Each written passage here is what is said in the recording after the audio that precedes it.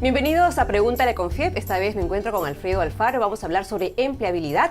Él es gerente general de First People Consulting, experto en empleabilidad, liderazgo y gestión del talento e influencer en LinkedIn. Bienvenido, Alfredo. Muchas gracias, Nuri, por la invitación. Y aquí gustoso de poder hablar de un tema que me gusta, como es empleabilidad, liderazgo, gestión del talento y todo lo que contribuya con las personas en impulsar y potenciar este proceso de empleabilidad que puedan estar viviendo. Empecemos con lo básico. ¿Qué es empleabilidad? Mi opinión personal, empleabilidad para mí involucra un autoconocimiento profundo de lo que soy yo realmente bueno y cómo puedo ofrecerlo al mercado, a través de un producto o a través de un servicio. Eso involucra una gestión personal de mi valor agregado, de mis fortalezas y de las cosas que tengo que mejorar también. Para mí eso es empleabilidad. Vamos a responder a Jacqueline. Ella nos pregunta, ¿cuáles serían los tips o consejos que debería tomar en cuenta antes de pasar una entrevista de trabajo y poder diferenciarme de los otros candidatos? A ver, la entrevista de trabajo ya es el punto de contacto que tienes tú con el cliente o con la empresa por la cual estás ofreciendo tu valor agregado. Yo diría, antes de eso tienes que pasar primero por un 360, ¿no? Primero, un proceso de autoconocimiento, ¿sí? Realmente saber cuáles son aquellos 3 aportes que yo voy a llevar a esta empresa, qué es aquello que me diferencia. Segundo, pensar, ellos me han llamado por mi CV o por mi historia en LinkedIn, ¿no? Mi historia en LinkedIn o mi CV, ¿está transmitiendo realmente lo que yo quiero decir en esa entrevista? Yo siempre digo, el CV de alguna otra manera le pinta la cancha al reclutador. El reclutador te va a preguntar en base a cosas que observa en tu CV, ¿sí? Y te va a preguntar en base a eso. Y tercero, ya pues es el conocimiento de la empresa misma, ¿no? El sector, el rubro, cómo es que está cambiando. Yo tengo que entender el sistema, ¿sí? En el cual yo voy a entrar en un proceso de selección y buscar y entender qué es lo que están buscando las organizaciones, que no es otra cosa que motivación, energía y potencial. Y sobre eso se desprende muchas cosas. Y precisamente esa es la pregunta de Alessandra. Ella nos pregunta, ¿qué temas no debo tocar en una entrevista personal? A ver, es muy interesante esta pregunta porque normalmente está enfocado en qué es lo que debo hacer, ¿no? Pero qué es lo que no debo hacer, muy pocos preguntan. Primero, entender que una entrevista de trabajo la dirige no el que pregunta, sino el que responde.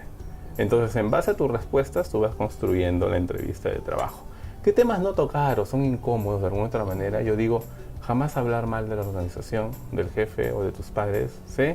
O del rubro o al cual has pertenecido. Siempre hay que mostrar agradecimiento, porque al final una experiencia positiva o negativa nos fortalece, siempre. Segundo, equilibrar el tema del ego, ¿no? A veces me encuentro con candidatos o candidatas que tú escuchas y yo. Entonces, en determinado momento, como que ese yo nos da una señal de alarma. Realmente esta persona es líder, trabaja en equipo, crea sinergias.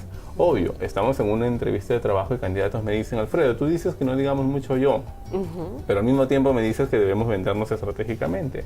Y sí, hay que saber equilibrar. Hay que tener momentos en los cuales hay que tirarnos flores, porque estamos en un proceso de venta, pero hay que un momento en el cual hay que ser humildes, ¿sí? Y mi logro fue compartido, ¿sí? Por toda la organización y por todo el equipo. Entonces, cuidemos mucho este tema del yo. Otro tema es el tema salarial. Yo diría, en una entrevista de trabajo, el tema salarial debería salir por parte del reclutador.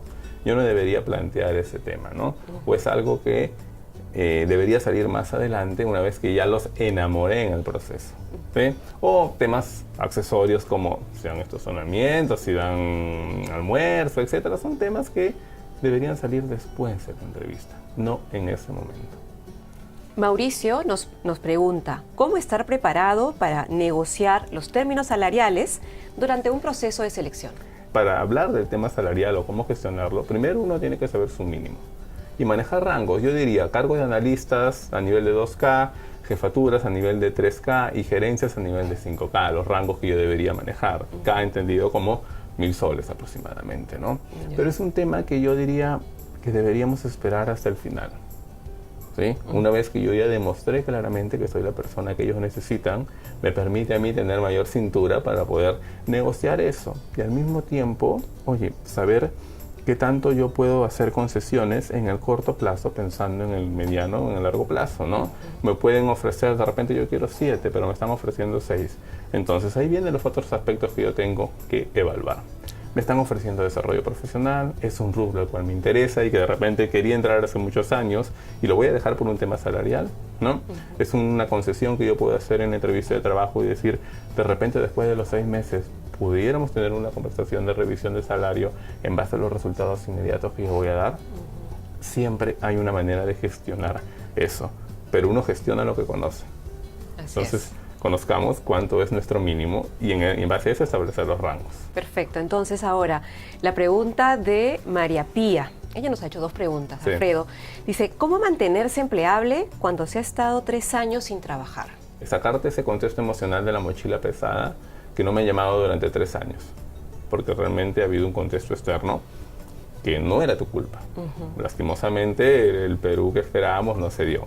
Segundo, después analizar las 2 variables principales sobre las cuales se mueve la empleabilidad: autoconocimiento y network. Ahora, en este mundo imperfecto, no eres solo lo que sabes, sino también a quien conoces. Entonces, ¿cómo estoy construyendo mi red de contacto? ¿Sí? A través de estos 2 o 3 años. ¿Cómo he establecido vínculos?